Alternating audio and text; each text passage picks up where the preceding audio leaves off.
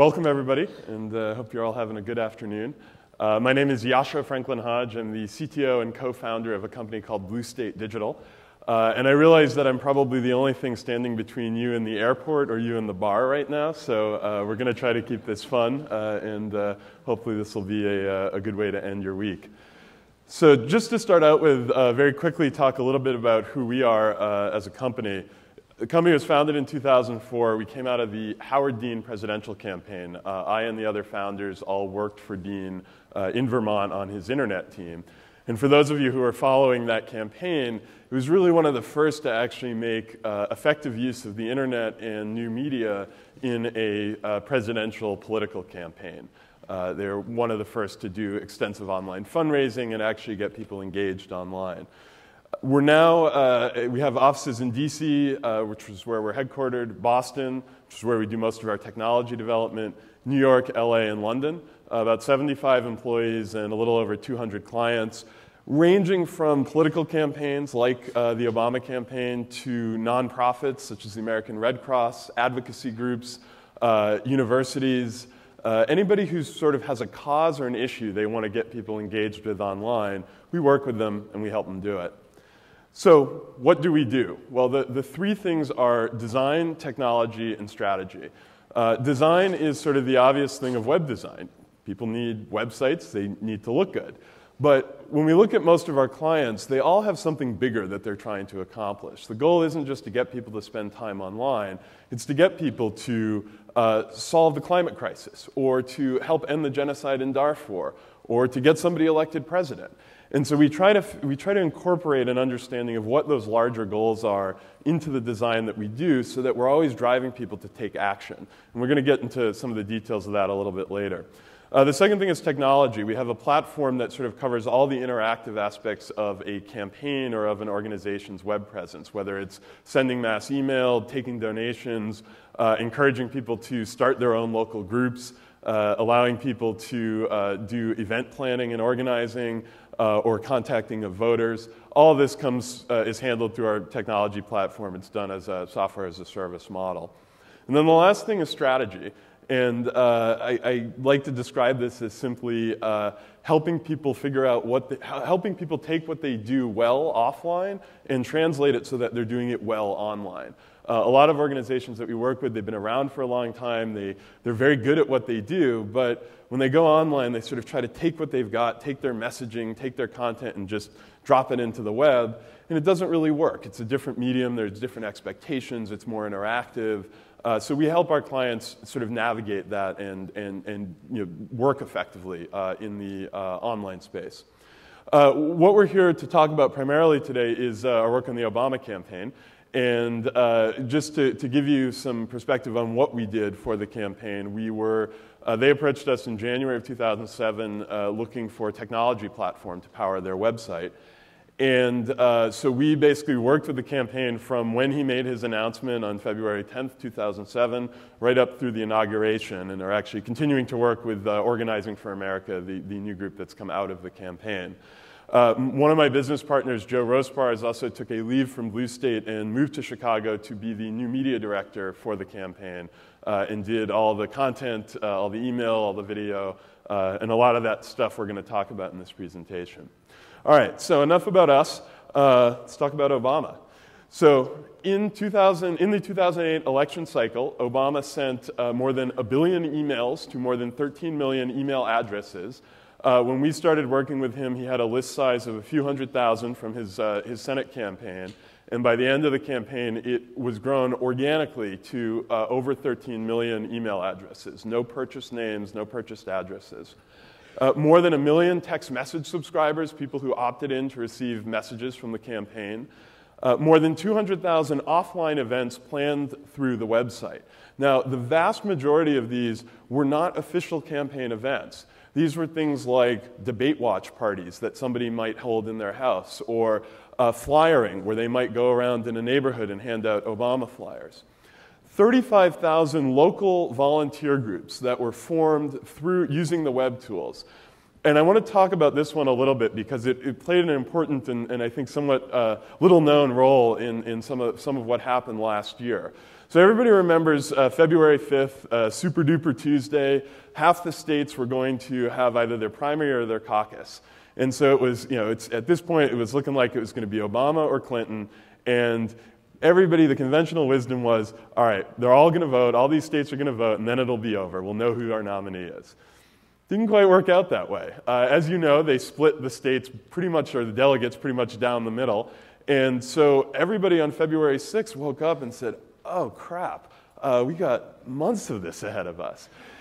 And so a lot of the states that they, all the focus, all the money, all the staff had been put into the states that were voting on February 5th. And of course now there's all these other states where they hadn't had the resources to build up an organization, to put people in there. So they started to look online at the Obama campaign. And what they realized is that in a lot of these states, while they'd been focusing on Iowa and the states that came afterwards, people had started to create their own campaign organization in these states. And in many places had gone so far as to actually get office space and open up unofficial campaign offices, unbeknownst to the campaign, where they would meet every weekend and they'd go canvassing or they'd make phone calls.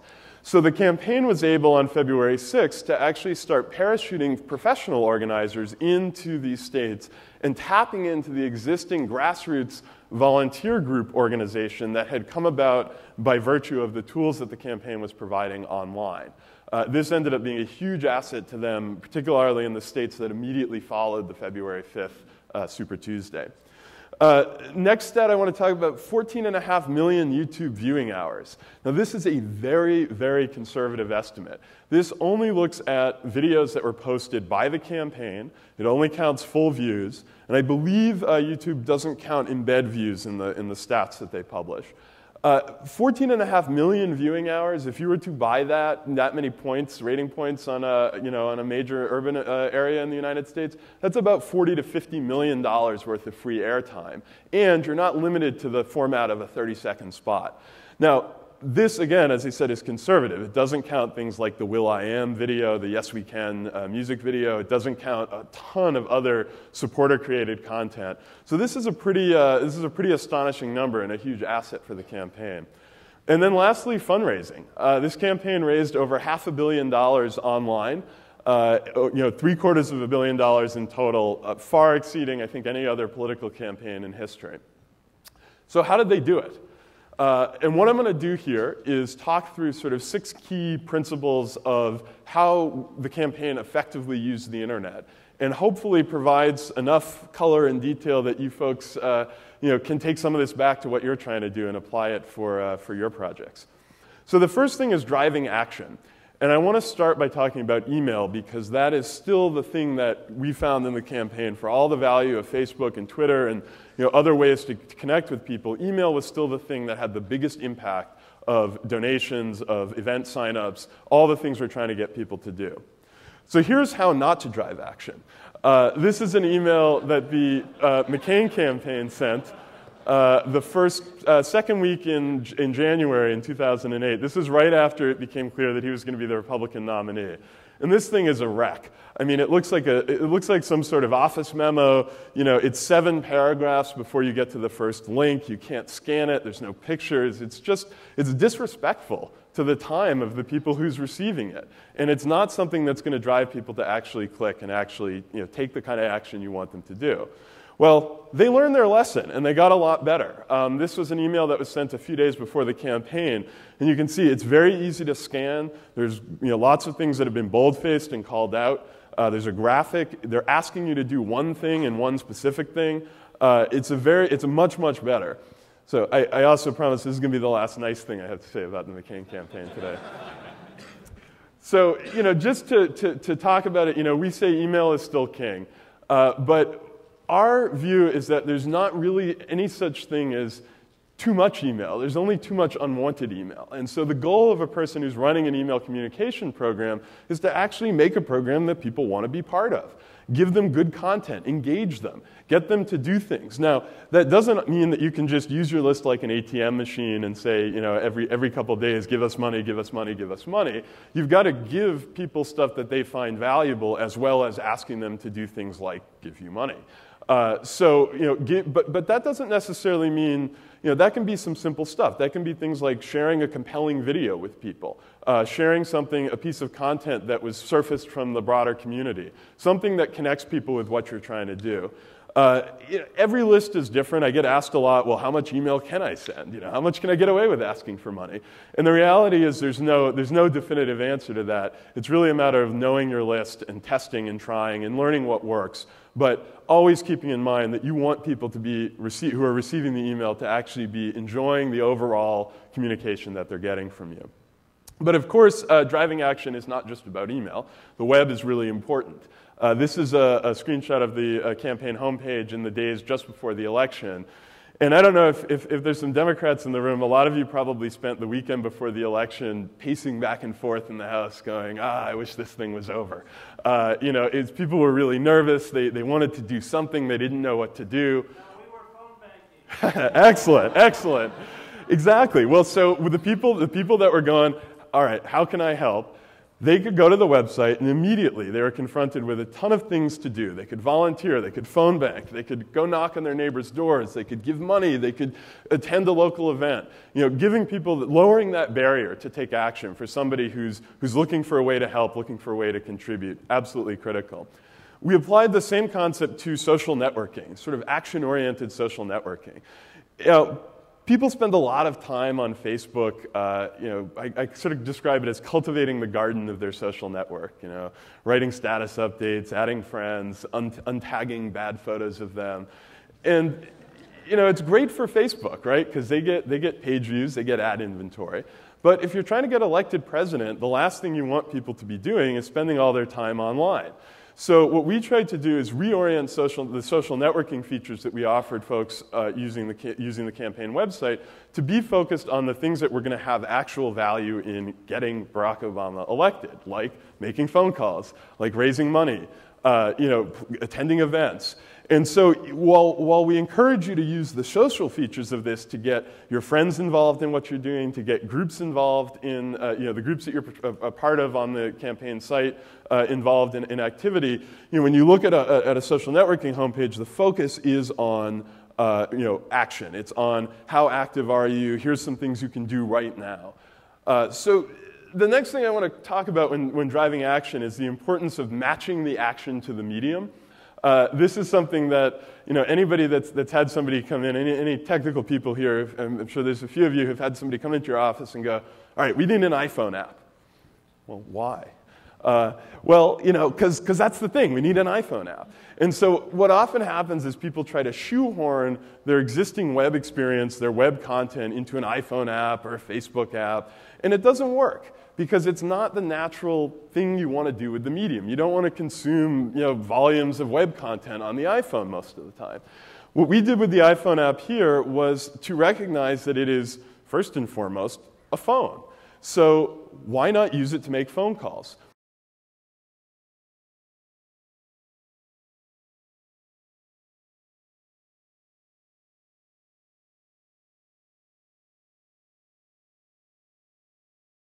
Really simple things like forwarding a video or signing a petition, they're not giving you money and they're not reaching out to friends and advocating for you. When you get to the top, you have the most active users. These are the people, these are your real advocates. These are the people that are going out of their way all the time to work for you. And what we often see is that in some cases, 70% of the actions that happen on a website are done by this top 10% of users. So when we work with a client and we say, okay, how are we going to help this client achieve what they're trying to do? The first thing we do is figure out what their user base looks like on this pyramid, and then we try to segment it. We try to identify who's where, and then develop strategies for each level to move people up, to get them more engaged. You have to set high expectations for people. Otherwise, they're just, they're going to stay right where they are and keep on not reading your emails. So the second thing I want to talk about is authenticity. Simply put, no press releases in email. People don't want to read them. Newsletters, also not so great. They're great for satisfying all your internal political constituencies because everybody gets a box. But for somebody reading it who, you're lucky if they spend 15 minutes a week thinking about you and what you're doing, it's a lot of content. What we try to encourage people to do is to, rather than have these impersonal newsletters or press releases, surface the personality of your organization. You didn't get emails from the Barack Obama campaign. You got emails from Barack Obama, or Michelle Obama, or David Plouffe, or any one of a number of people who are actual real people on the campaign with their own personalities, their own voices, their own issues that they care about. This is something that I think a lot of organizations go, well, you know, we don't have any rock stars, or we don't have Barack Obama to send email from. It's not about how big a celebrity the person sending the email is. It's about having a human connection, having somebody who actually has something to say, who has a perspective on a product that's being released.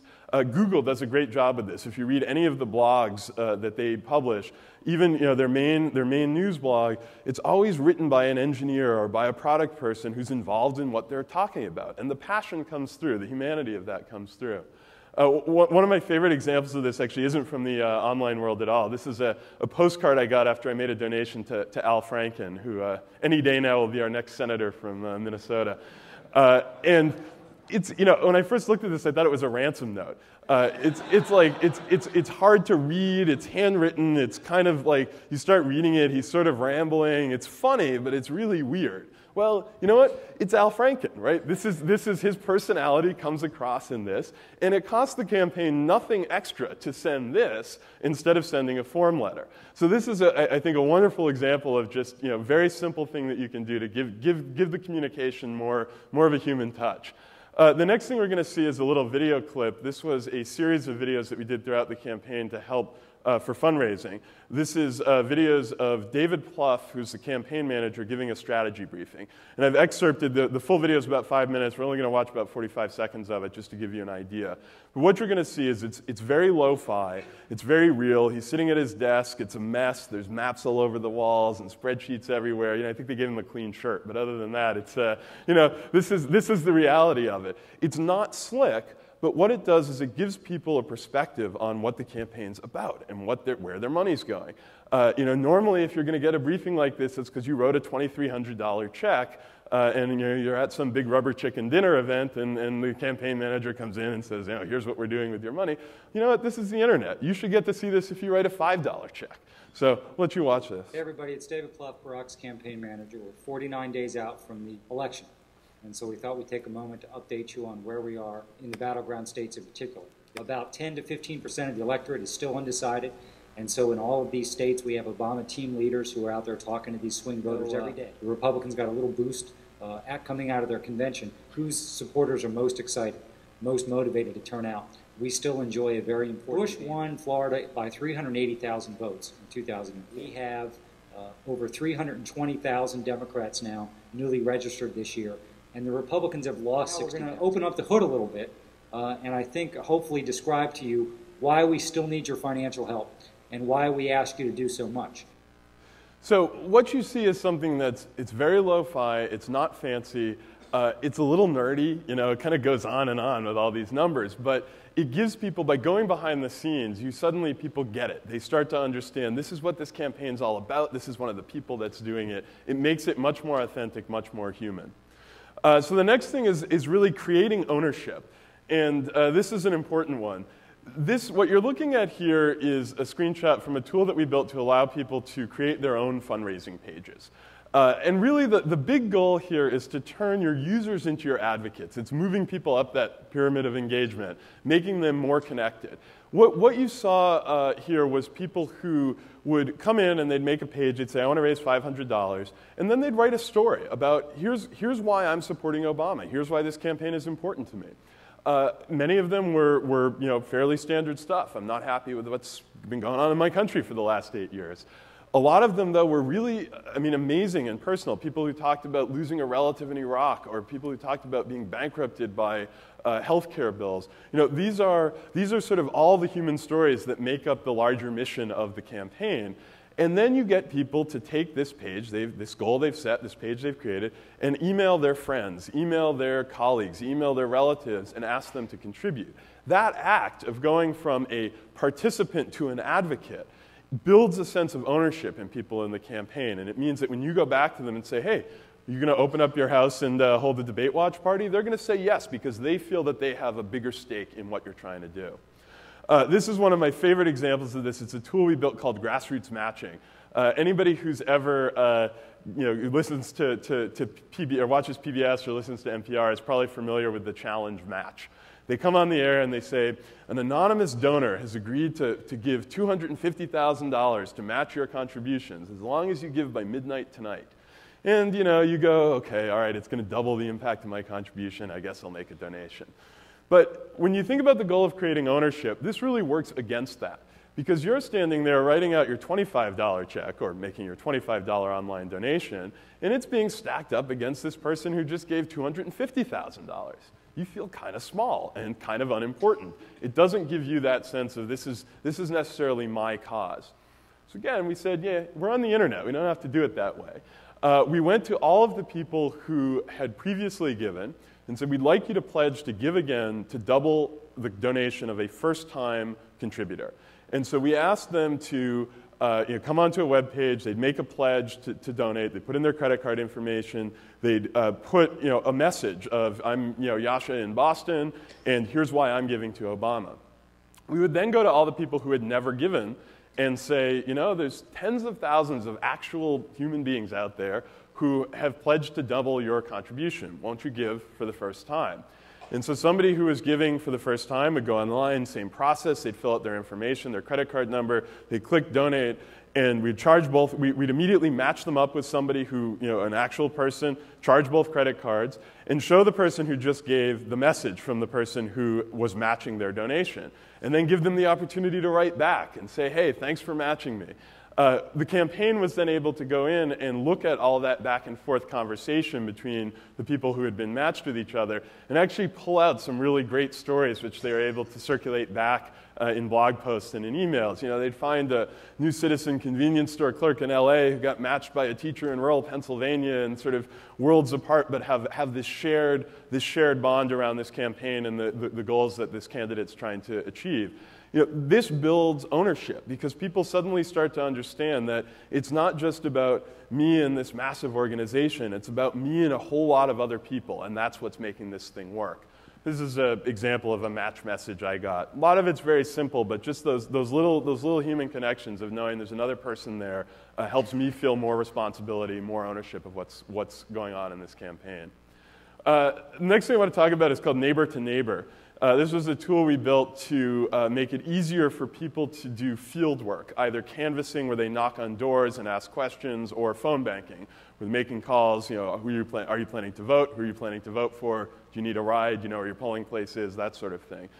One of the problems that happened in 2004 with the Kerry campaign is that they got a lot of volunteer interest. And so much so that in many cases, they would fill out a form on the website saying, I want to volunteer, and nobody would get back to them. If they weren't in a really critical state, or if the volunteer coordinators were just overwhelmed, there's sort of no way for them to actually go and take that action directly. So we built this tool so that people coming to the website wanting to volunteer would be able to do it themselves. What you're looking at here is a phone banking, a call screen for making election day get out the vote calls, telling people where their polling place is. But another big component of this was canvassing, knocking on doors. And this is where the name comes from. It's incredibly valuable to have, there's sort of no better way to keep somebody from slamming the door in your face than telling them that you're their neighbor. So we set out to create a system where we had neighbors talking to their neighbors about the election, about Obama. So here's the way it works. A volunteer would give us her address, and we would geocode it, identify where they are, and then we'd find other voters that we wanted to target who were nearby. We'd create what's called a walk packet, which had a little map of the neighborhood. It had the dots where all the houses were, had all the people they were supposed to talk to, name, age, gender, listed, sorted by street, with a script. Here's what you need to say to them. A lot of it's questions to ask, basic persuasion stuff. And so we'd send people walking around in their neighborhoods asking these questions. They would check off on a box the responses they got. They'd come back. They'd enter all the data in online. This is all being done without ever speaking to a volunteer coordinator. They could watch online training videos, use online tools to get them connected with to get them up to speed on how to do this. And this was done all across the country. We did this, in fact, about 6.1 million times. We had 6.1 million knocks or calls made through this tool. In the last 4 days before the election, we had 3 million phone calls, get out the vote calls made into critical states. When you look at some of the margins that some of these states went by, a tool like this, being able to tap into the distributed power of all these people wanting to do something and to be able to do field organizing at internet scale, I think really made a difference in this election. But when we're talking about building ownership, we're talking all about campaign work, and a lot of people go like, well, all right, but I make a product and I sell it. How do I get people to have ownership in what I'm doing? One of my favorite examples of this is TiVo. This is a device, a PVR, video recorder, time shift TV, launched about 10 years ago. And it's basically a Linux box with some souped up video hardware added on. It's a pretty cool device. Well, as soon as it launched, the first thing people started doing is opening it up and messing with it. They added, they connected it to the internet. They added more hard drives. They gave themselves shell access so they could go run applications on it. And a lot of what they were doing was pretty neat. It was things like adding, making it possible to schedule things over the internet. Say I'm at work, I forgot to record something tonight. All right, I can log into the TiVo's web server and add it. Now, anybody that's worked with consumer electronics companies knows that usually when you start opening up the box and posting photos of it on the web, you get a takedown letter from the company's legal department pretty quickly. They don't like it. They don't like you doing that. TiVo took a very different approach.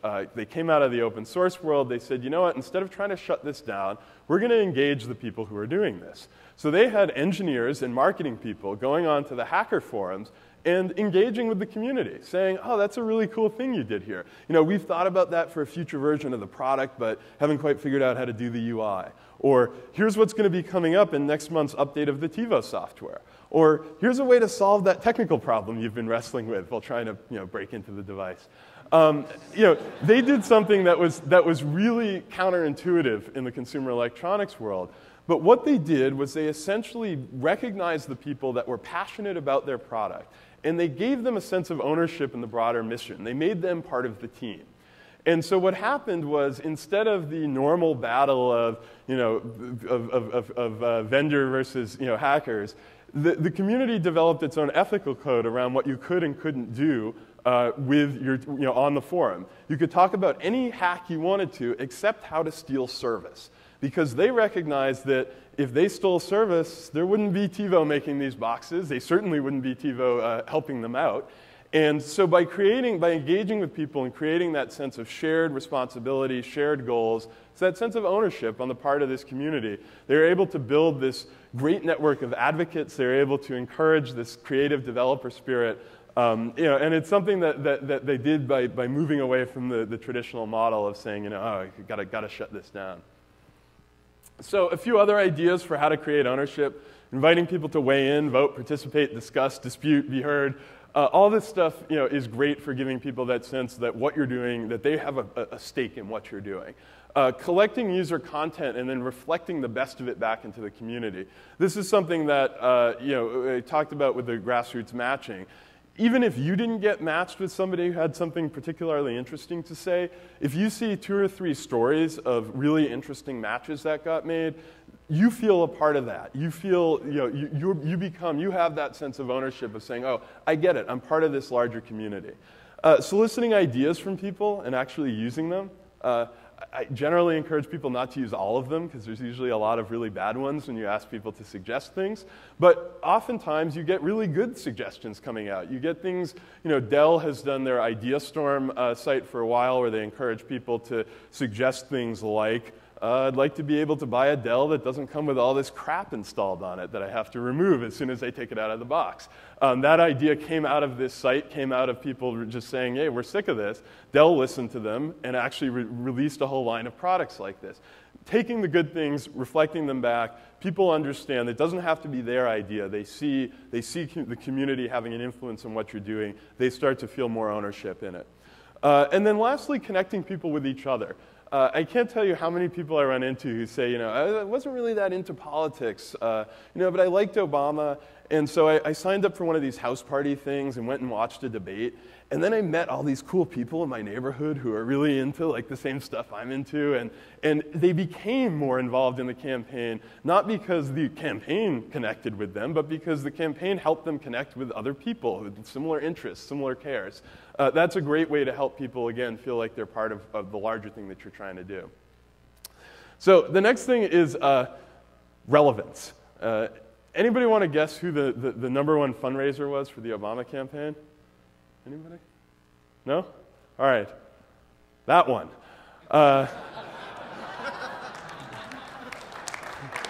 So if you watched the Republican convention, you might have seen Sarah Palin give a speech. It was awful. It was mean. She mocked community organizing. She mocked the whole idea of a political movement. It was just this really, really nasty speech. Now, a lot of people saw the speech and said, I got to give some more money to Obama, and went online. But everybody got an email within a few hours that said, community organizing is how ordinary people respond to out-of-touch politicians and their failed policies. You can send a crystal clear message. You can, by donating to the campaign, help ensure that we can fight back against this kind of cynical attitude that she displayed in this speech. You can make sure that that isn't how we govern. This email, that speech, the 24 hours after she finished speaking, the campaign raised $11 million online. It was the single most successful fundraising day of the entire campaign. And some of that, again, is natural reaction, but a lot of that is the campaign's ability to respond quickly, to recognize what are people feeling, and give them a relevant action, a relevant message, and connect with them. The next thing we're going to see is another video clip. And this sort of highlights it's not always about response. It's not always about sort of the reaction to what's happened. This was a video that was done for the 2-year anniversary of Hurricane Katrina in New Orleans.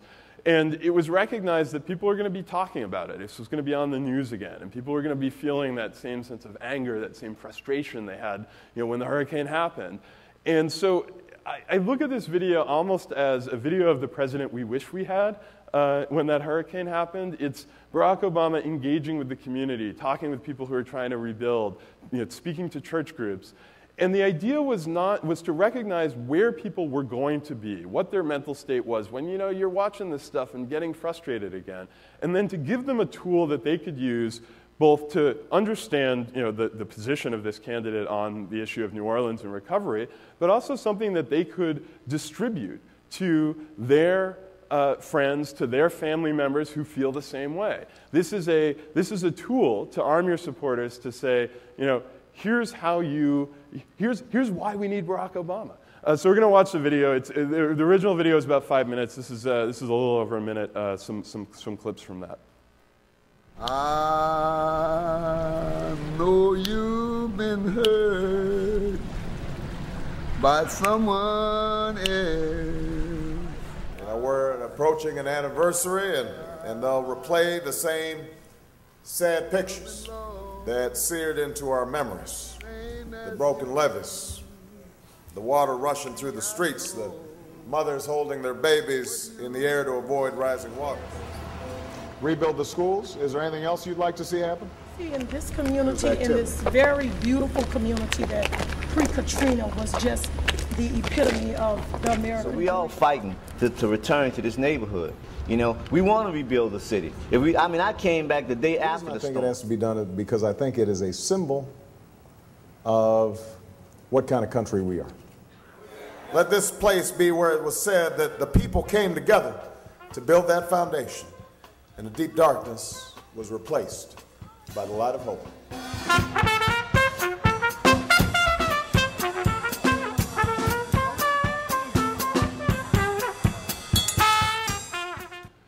So anticipating what people are going to be thinking, what they're going to be talking about, and then giving them tools to go out again and be your advocates, giving them something, I'd sort of call it, viral micro-targeting almost, because you're arming your supporters who know the people in their lives who are most upset, most affected by this event. You're arming them with something that they can use to help connect the dots.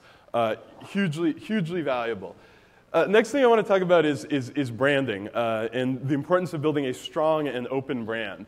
And I talk to marketers sometimes. They go, yeah, we know about branding. It's important. Got it. All right. Well, it is. It's important to have a professional brand. This is 2 emails that were sent just before the election. The one on the left is an invitation to an event with Michelle Obama. The one on the right is an invitation to an event with Sarah Palin. The one on the left looks good. It's polished, it's clean, there's a clear call to action. The one on the right looks like it was copied and pasted from Microsoft Word. It just doesn't have the kind of professional tone that you want to see. This stuff, what was that? Exactly. It doesn't have the kind of professional tone that people expect to see. It's also important to be consistent in your branding. The Obama campaign did something that was actually unprecedented in presidential politics. They centralized all of the branding and identity work with the new media team in Chicago. So whether it was an email, a lawn sign, a podium sign, a web page, all of that got done by one team. And you had tremendous consistency. You had this wonderfully, this brand, this logo that everybody recognized because it was everywhere. That was very deliberate. And it's important that people actually, remember that you can't just sort of, you can't just let the, as nice as the sparkles are, sometimes you actually want to up the consistency a little bit. They even took it so far as to have the new media team design the exterior of the plane. Something you all should remember, since I'm sure you all have planes to skin. But this thing is the backdrop on the evening news every night. It's got to have the same consistency. Well, this is where sometimes when I talk to marketers, they start looking at me a little funny. This is a screenshot of the page where the campaign allowed people to download brand assets. They could download high-quality logos, word marks, sign templates, the raw materials that they were using to create all of this stuff. They opened up and made available and encouraged people to do things with them. Be creative. Well, all right, so why would you want to do this? Well, somebody might paint their barn with your logo. This started out as a grassroots project. A couple of people, in rural states, painted Obama logos and signage up on their barns, and the campaign saw this and said, "Oh, that's really cool," and made a program out of it. And they started going around encouraging people to do this. What else? This is something a friend of mine here in San Francisco did. He built a LED persistence of vision spoke for his bicycle, which basically means that as he rode his bike around San Francisco, it drew the Obama logo in the wheel of his bicycle. Now, San Francisco wasn't a critical swing county. But, San Francisco wasn't a critical swing county, but this is the kind of thing that people will do. This got a lot of play on some of the gadget and technology blogs, and it's pretty clever. So what else would people do if you open up your brand? Well, they might create some iconic artwork. This Shepard Fairey poster became sort of the image, the defining image of this election. And this came about not because the campaign had their brilliant minds sit down and go, we need to get a street artist. Yeah, that's the ticket. It's because they encourage people to be creative. They encourage people to try things. And Shepard Fairey was inspired by Obama and adapted the brand, the logo, and turned into this amazing bit of artwork. The campaign did, after the fact, say, this is pretty cool, we should do more of this. And so then they went to a number of well-known graphic artists and commissioned them to do their own interpretation of the brand and created a series of limited edition posters that they sold in the campaign store. But, again, this kind of, this openness, this willingness to encourage creativity pays huge dividends. So moving in a completely different direction, and the last thing I want to talk about is really the importance of measurement. And really what we say is just measure everything. Emails, advertising, landing pages, everything you're trying to do, it's very cheap on the internet to measure your effectiveness. And there's really no excuse for not doing it. We often saw with emails that the difference between the open rate of a good email and a bad email was 30% versus 15%. Now, what determines the open rate of an email? Assuming time of day and all that are factored out, it's the subject line. It is incredibly easy to test a subject line before you send an email. There's sort of no excuse not to take the 2 hours to take a small sample of your list, try 4 different subject lines, and see which works best. if that's doubling the number of people who are seeing your message, you know, the argument for ROI there is tremendous. It's easy to make. So, you know, we encourage people to look for these opportunities. It doesn't take a lot of time. It usually doesn't cost a lot of money. You can certainly get into very deep analytics and sophisticated stuff that's much more complex and much more expensive. But start somewhere. Start bringing some numbers and some rigor into what you're doing. Just an example of this might be a fundraising page that you saw during the course of the campaign. You give $15 or more, you get a car magnet. Well, why'd you see this page? It didn't spring fully formed from the mind of some rare genius in Chicago. You saw this page because they tried everything else. They tried multi-column layouts versus single-column layouts. They tried t-shirts versus magnets. They tried video on the page. They tried different content for the magnets to see what worked. And then they ran the numbers and determined which page they needed to be showing you. This kind of stuff is critically important to do and is very easy for folks to do some basic, at least some basic A/B testing online. So I'm going to wrap up with this. These are sort of 6 high-level principles that we look at as great ways to help use new media effectively in campaigns, in causes, and in corporations as well. Anybody that's trying to get folks engaged, connected, and activated online can take advantage of this. So I'm going to leave it with that. Thank you very much, and we're going to have questions up here. Please come up and use the microphone if you'd like to ask a question.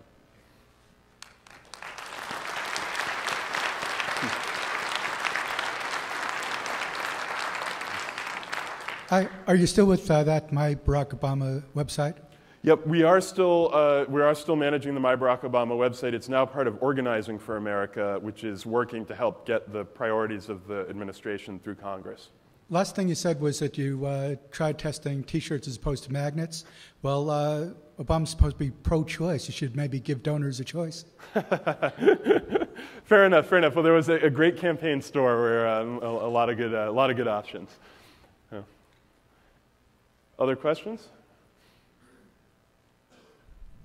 You know, this is such a good sort of program for grassroots organizing. At the risk of asking you to do something pro bono, have you considered having an internet toolkit for grassroots organizers, for community organizations? Yep. People like me that would like to organize my neighbors and get something done in my community. Yep. You know, it's absolutely needed. Every place I talk, I always run into people that say, we'd love to do this kind of stuff. We can't afford to buy, a larger tool set to do it. The reality for us is, as a business, that we're not at a point where we can do it, but there are some interesting open source projects. I encourage folks who have ideas, who saw something this election cycle, or that an organization is doing, to go out there and write some code, make some of this stuff happen, share it.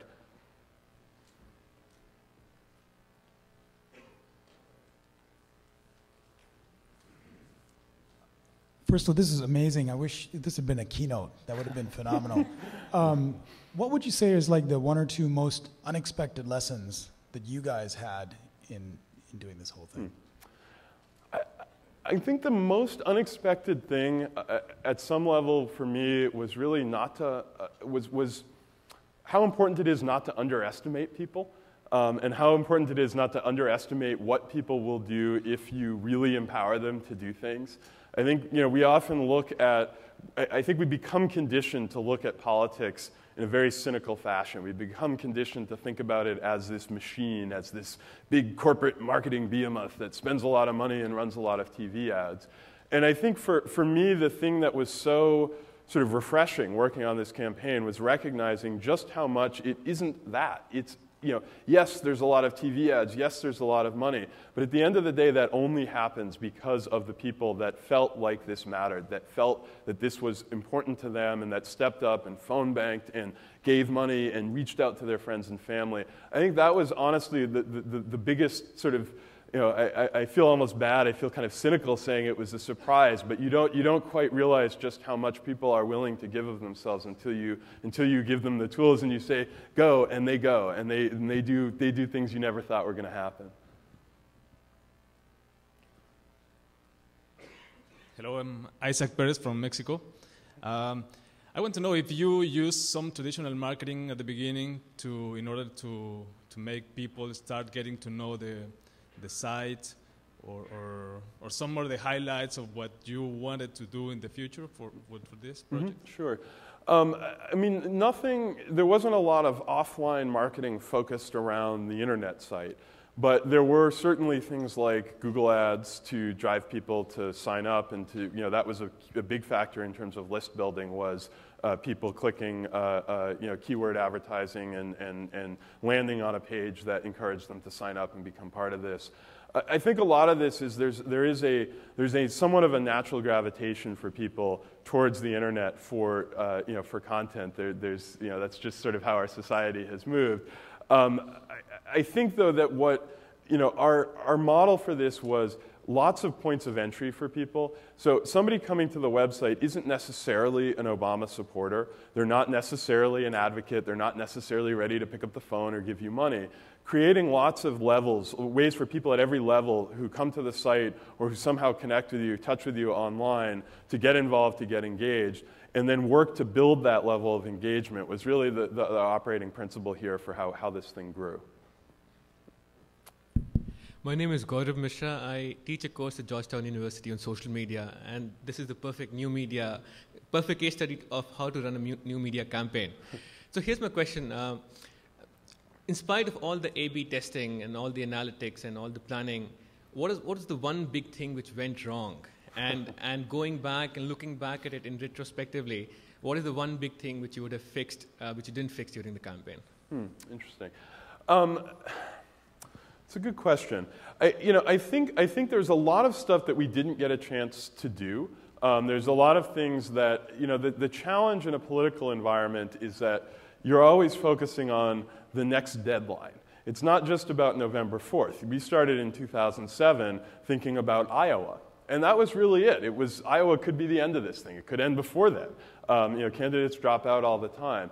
So I think where I feel like I would have liked to have done more is to start earlier and to build more with a longer term eye, to be able to invest more in developing new functionality, building in scaling capacity, doing the things that we eventually needed to do, but under more pressure and with less time to really to get them right than I think we would have liked to have had. So that, taking a step back, starting a little earlier, and making that investment up front, recognizing the dividends it has the potential to pay. I think there's a lot of things, we tested a lot of stuff, but there's a lot of things we never got a chance to test and never got a chance to learn. And that's something that I think we wish we could have done. Hi. So, the conventional wisdom is that the Democrats have always been 4 years ahead of the Republicans on the technology front, But, this is the first election I know of where people are really taking credit that, hey, Web 2.0 was kind of the reason, a very primary reason that they won, right? So, if the other side's going to take that to heart, what do you see happening in future elections where, your strategy can't just be to be the only side that was really leveraging this stuff to the max, right? If it's sort of a level playing field and both sides are going out there, do you think there's still an inherent advantage for the Democrats? Mm-hmm.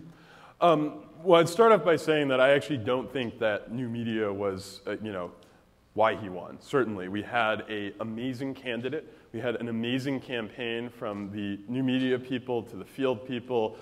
This was really a phenomenal team that came together to make this thing happen. I think in terms of Democrats versus Republicans and how we stay sort of ahead of the curve, the challenge, as I see it, for the Republicans isn't one of technology.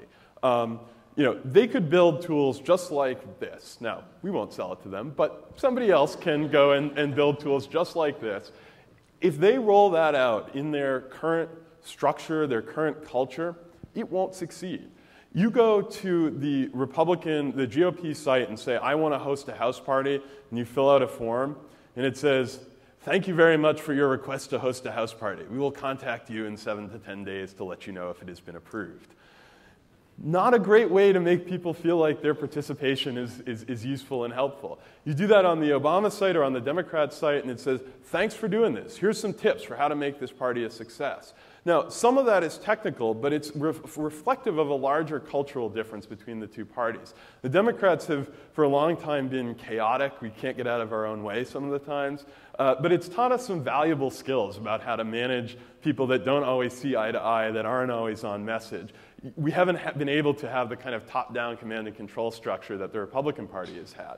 Well, it turns out that the internet looks a lot more like what the Democratic Party looks like than what the Republican Party looks like. It's a little chaotic. It's a bit of a mess. I think for the Republicans to catch up, what they're going to need to do is to recognize that cultural gap and to bring people in that are comfortable with and willing to understand that, hey, you throw all your logo assets up on the website. Some people might do stuff with it that isn't good or isn't on message. But that's okay as long as the net balance of all of this is beneficial for you.